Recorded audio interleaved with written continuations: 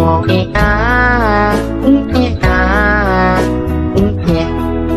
been a really, really messed up week. Some days torture, some days better. La la la, la la la. Meski sedikit samar, Dinda tetap bisa melihat bahwa sosok perempuan itu hanya memiliki satu mata. Itu pun matanya warna merah melotot. Dan di kepalanya juga ada tanduk tajam macam tanduk kerbau tuh. Hai, wassalamualaikum warahmatullahi wabarakatuh. Terima kasih sudah klik video ini. Oke, jadi di malam Jumat ini tiba saatnya aku akan membacakan lagi kisah horor Wawa untuk menemani kalian. Malam ini kita sudah sampai di KHW part 188. Gak usah lah banyak kali cengkuni aku di depan, kan kita langsung masuk aja lah ke ceritanya ya. Cek dulu. Kayak malas intro gitu aku. Apa-apa lah, langsung masuk aja ke kisahnya. Boleh.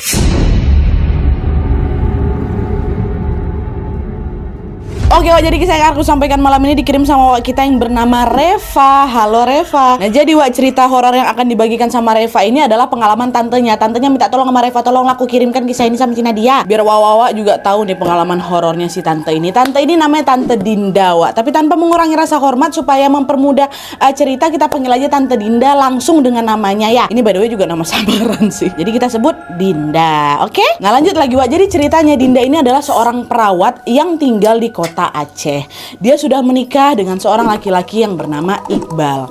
Sebagaimana pasangan suami istri lainnya, Dinda sama Iqbal ini juga sangat-sangat mendambakan kehadiran buah hati. Tapi sayangnya hingga bertahun-tahun kemudian, keduanya ini belum juga mendapatkan keturunan, Wak. Barulah ketika usia pernikahan mereka memasuki usia 4 tahun, kabar baik yang dinanti itu pun akhirnya datang juga.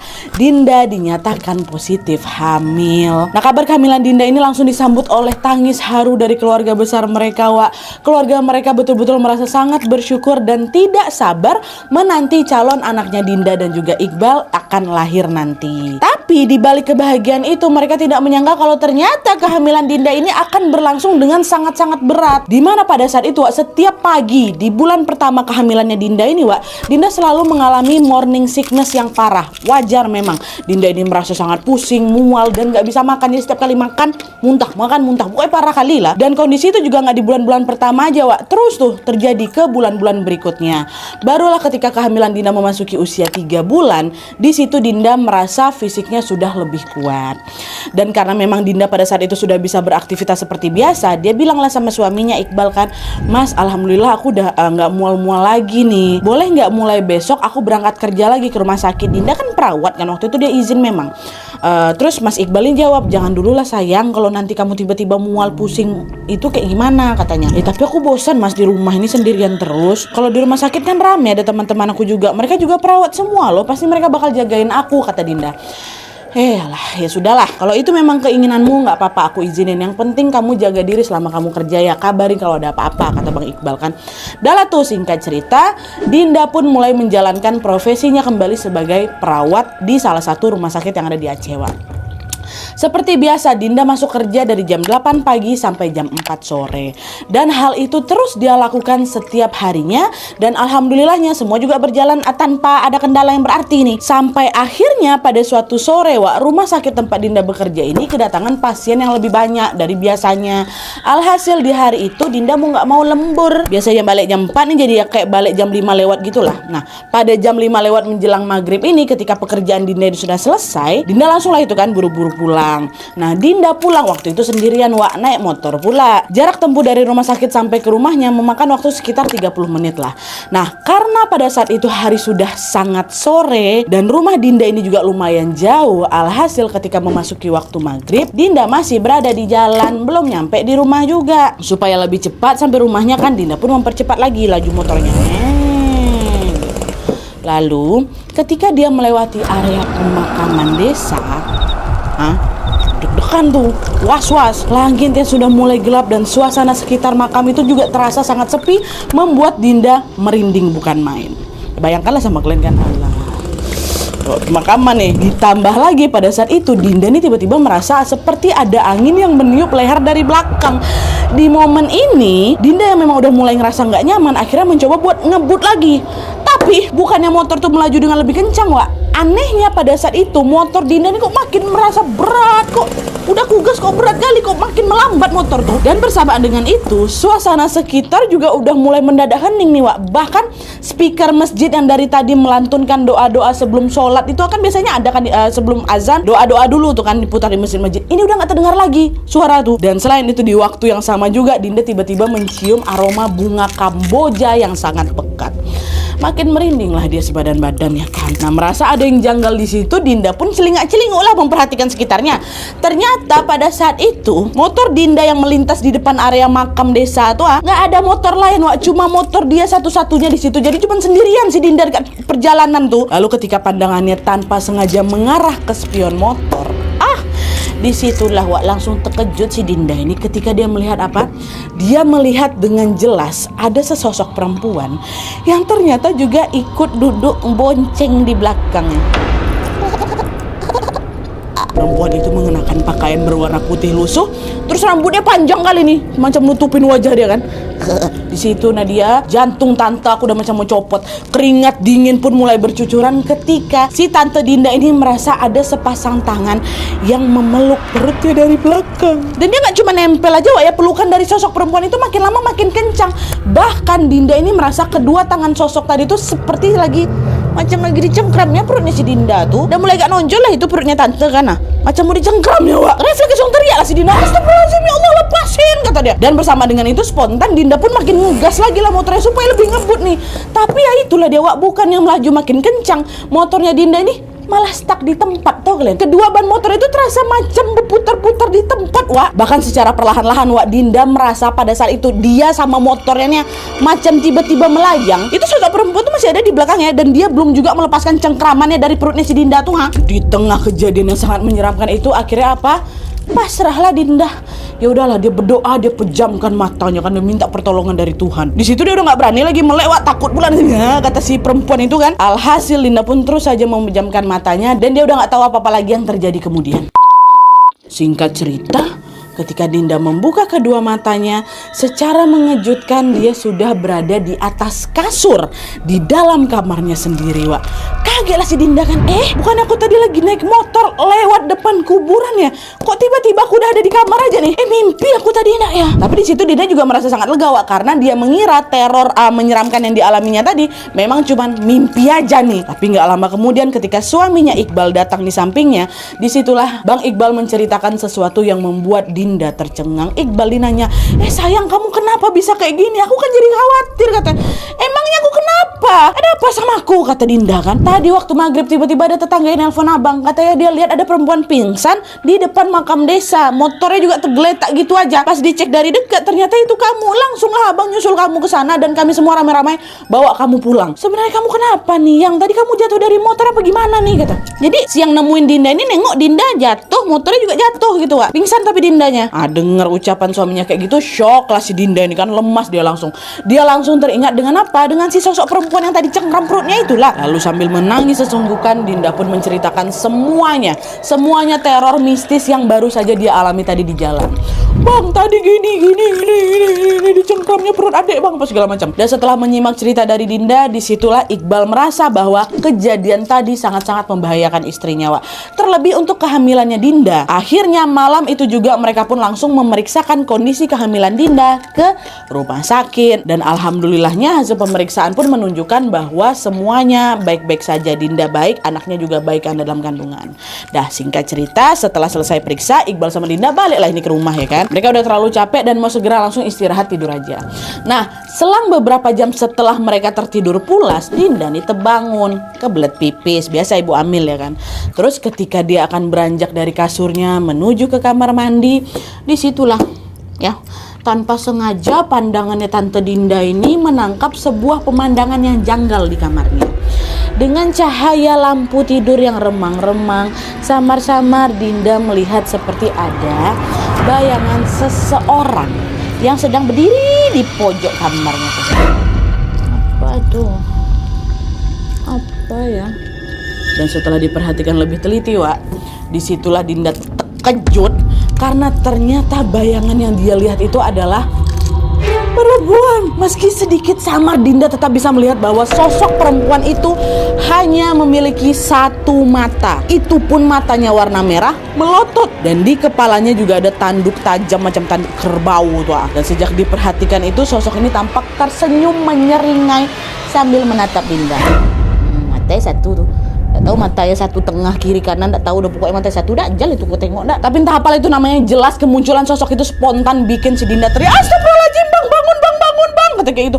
Kenapa sayang, kata suaminya, kan kenapa, ada apa kamu? Itu tuh masa ada perempuan mana kata si abang. Dan ketika Dinda nunjuk ke arah perempuan tadi berdiri, dah hilang, dah nggak ada. Kok nggak ada bang?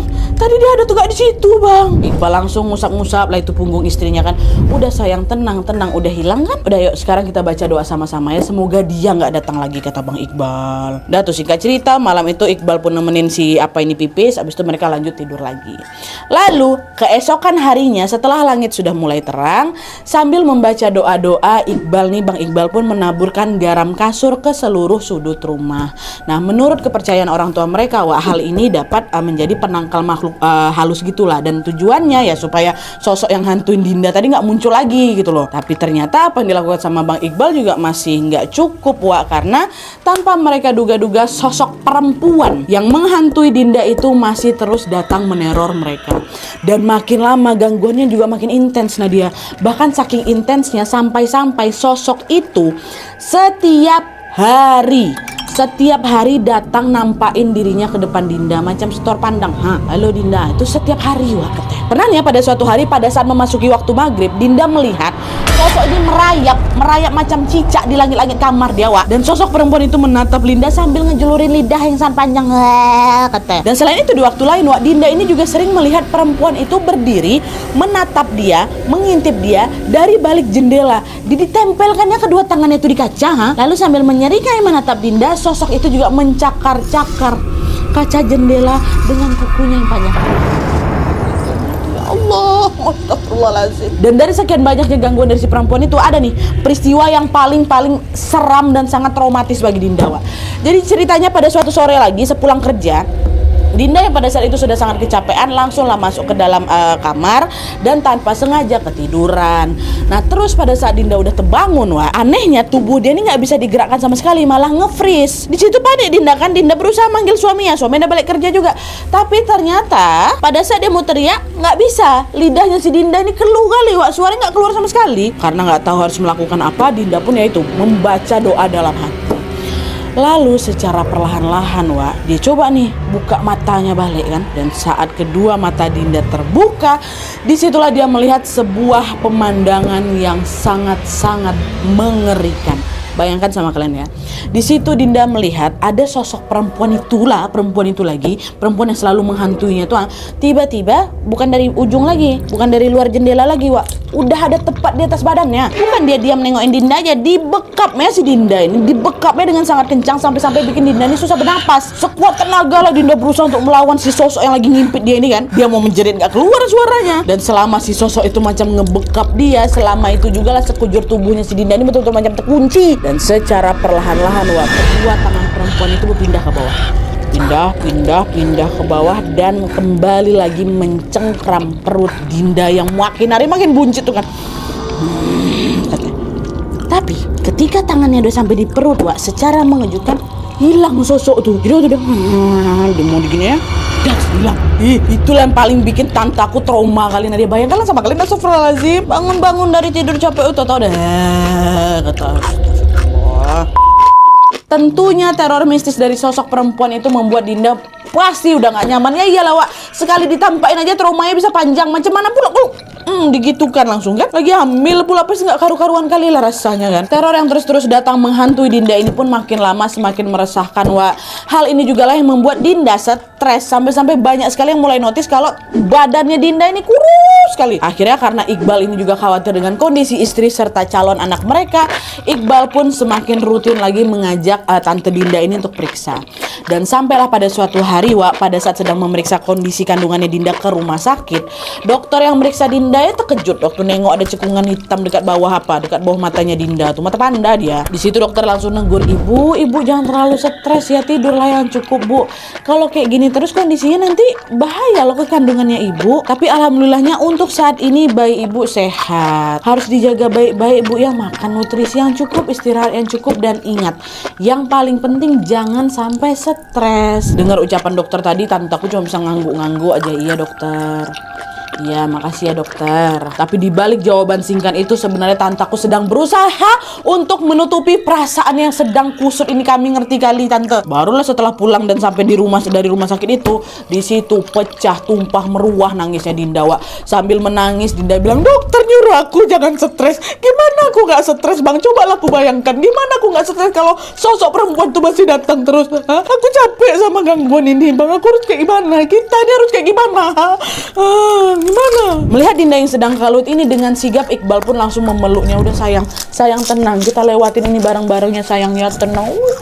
Tenang, kamu nggak sendirian, ada aku. Kita pikirin sama-sama gimana caranya agar sosok itu nggak datang lagi ya sayangnya. Iya, tapi kayak gimana caranya bang? Udahlah, cobalah bang panggil orang pintar, nggak bang? Katanya, iya ya, nantilah coba bang panggil ya. Semoga dia bisa bantu ngusir ini hantu. Selama ini kan nggak ke orang pintar orang nih Wak. Dan awalnya mereka memang sama-sama sepakat itu untuk minta bantuan sama orang pintar. Tapi ternyata selama berhari-hari kemudian dia rencana itu belum terlaksana. Kenapa? Karena rutinitasnya Iqbal yang pada saat itu padat kali membuat dia nggak sempat nih nyari waktu buat cari itu paranormal tuh kan. Hingga akhirnya tanpa terasa kandungan Dinda memasuki usia 7 bulan. Salah satu keluarga mereka yang bernama Pak D. Harun tiba-tiba datang nih ke rumahnya mereka. Nah awalnya Dinda, Iqbal, dan Pak D. Harun cuma ngobrol-ngobrol biasa. Jadi Pak D mereka nih. Sampai akhirnya obrolan itu mulai mengarah ke pembahasan tentang teror si perempuan. Pastilah diceritain kan. Semua diceritain tuh sama Dinda. Mulai dari gangguan pertama waktu Dinda lewat depan kuburan itu. Si hantu yang suka tiba-tiba merayap di dinding, ngintip di jendela. Sampai gangguan ketika si sosok ini nindi si Dinda tuh terus cengkram perutnya hilang. Diceritain semuanya. Dan setelah menyimak cerita dari Dinda, disitulah Pak D. Harun tiba-tiba mengatakan sesuatu yang bikin mereka berdua terkejut Wak. Pak D. Harun bilang, Dinda, sebenarnya Pak D lumayan paham sama hal-hal mistis. Dan dari apa yang Pak D lihat, sepertinya sosok perempuan yang mengganggumu itu adalah sosok yang sering disebut sebagai Umu Sibian. Dan sebelum aku lanjut, setelah kami cek email kami nih Wak, ternyata ada 4 kisah yang masuk ke email kami tentang teror jin Umu Sibian. Jadi gak cuma Dinda Wawa kita ini aja yang merasakan Wak, ada 3 Wawa lain juga yang turut diteror sama jin Umu Sibian ini. Ini aku ambil kisahnya Dinda aja ya. Dan kalau misalnya kalian cari tahu lagi tentang Umu Sibian ini Wak, jin Umu Sibian ini memang sudah ada sejak zaman Nabi Sulaiman katanya. Dia dikenal sebagai jin penculik anak bayi. Dan hal ini juga sama seperti yang disebutkan sama Pak D. Harun Wak. Pak D. Harun ini juga bilang kalau Umu Sibian ini adalah jin yang memang suka mengganggu ibu hamil dan juga bayi-bayi yang masih berusia di bawah 2 tahun. Itulah kenapa dia teror kamu lagi hamil. Jin yang disebut sebagai Umu Sibian Wak. Nah di situ Pak D. Harun ini bilang kalau besar kemungkinan semua teror Umu Sibian ini berawal dari ketika Dinda pulang kerja lewat area makam desa tadi tuh ditambah lagi waktu itu langit udah mulai gelap, udah masuk waktu maghrib ya kan. Dan dalam kepercayaan mereka, ibu hamil tuh pamali kali lah keluar rumah waktu maghrib tuh Wak. Wah ada jin Umu Sibian ya Pak D. Iya kata Pak D. Nah untuk menghalau gangguan dari sosok Umu Sibian ini, Pak D pun berpesan kepada Dinda dan Iqbal untuk menutup jendela dan juga pintu rumah mereka serapat mungkin setiap maghrib. Pak D. Harun juga mewanti-wanti Dinda untuk membawa macam benda tajam gitu loh, macam gunting sama peniti ya. Kemanapun Dinda pergi, pasti kalian tahu tuh bentuknya kayak apa namanya, lupa aku. Itulah. Dan selain itu Pak D. Harun juga memberikan sebuah gelang dan juga tali berwarna putih yang sudah dibacakan doa-doa. Dan gelang itu pun harus selalu dipakai sama Dinda, pesannya Pak D. Dan setelah itu Dinda sama Iqbal pun dengan sigap langsung menjalankan semua instruksi dari Pak D. Harun. Dan selain itu setiap malam mereka juga semakin rajin menunaikan sholat tahajud dan juga mengaji tentunya.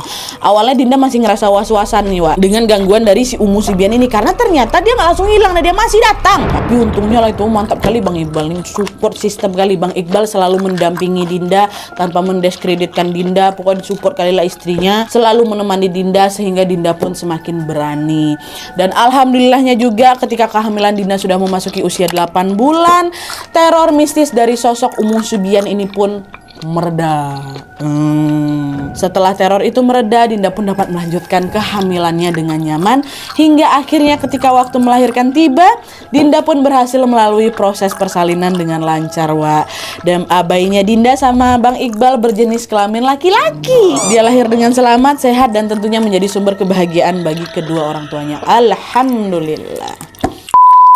Oke Wak, jadi itu tadi cerita yang dialami sama tante Wak kita, yaitu Tante Dinda selama dia hamil. Seram kali Wak ya, lagi hamil perut udah gede tiba-tiba ditindih sama sosok yang mau mencengkram perut. Hilang pula dia waktu itu. Tapi untungnya gangguan itu bisa teratasi ya Wak ya. Dan buat kalian yang penasaran dengan apa yang terjadi setelah Dinda melahirkan, di sini Reva Wak kita ngirim cerita ini juga bilang kalau katanya gangguan Umu Sibian tuh pernah datang lagi. Dan itu pun dia datang karena waktu itu Tante Dinda ini lupa nutup pintu sama jendela waktu maghrib Wak. Tapi waktu itu bukan tante aku yang diganggu, Nadia nyasar ke bayinya yang baru lahir itulah. Si Tante Dinda udah gak pernah nengok lagi, tapi ternyata Umu itu nyasarin adek. Pernah tuh suatu hari dedek ini nangis kan, meraung-raung, matanya melotot ke arah langit-langit kamar Wak. Nah disitulah Dinda langsung ingat, oh lagi nengok Umu Sibian merayap di dinding macam cicak anak aku nih. Terus akhirnya Dinda sama Iqbal pun kembali meminta bantuan dari Pak De Harun. Dan salah satu instruksi dari Pak De Harun pada saat itu adalah Dinda diminta untuk sering-sering berdoa sambil mengucap gini Wak. Ini kita hafal juga lah sama-sama doanya ya. Wahai Umu Sibian, pergilah kamu keluar dari rumahku dan jangan ganggu anakku. Nah, ucapin itu terus. Dan alhamdulillahnya sejak saat itu gangguannya betul-betul hilang dan mereka pun bisa melanjutkan hidup dengan tenang. Semoga Dinda dan keluarganya selalu aman dan sehat Wak ya. Amin ya rabbal alamin. Merinding aku sama kisah nih. Kalau di email aku itu ada 4 orang yang pernah diteror sama Umu Sibian. Apa ada juga nih di antara kalian yang lagi nonton sekarang tapi nggak sempat ngirim cerita ke kami, punya juga pengalaman tentang hantu Umu Sibian? Sharing lah di bawah, kami juga mau dengar. Sehat-sehat ya Wak kalian semuanya. Dah. Oke Wak, jadi sekian dulu videonya. Terima kasih banyak yang sudah menonton. Kalau kalian suka video ini, klik like-nya. Jangan lupa komen di bawah untuk ide dan saran-saran untuk video selanjutnya. Jangan lupa nyalain notifikasinya supaya kalian tahu kalau aku upload video baru. And as always, jangan lupa untuk klik tombol subscribe supaya kalian sama-sama tahu informasi menarik dan menegangkan dari channel aku. See you next video Wak. Bye.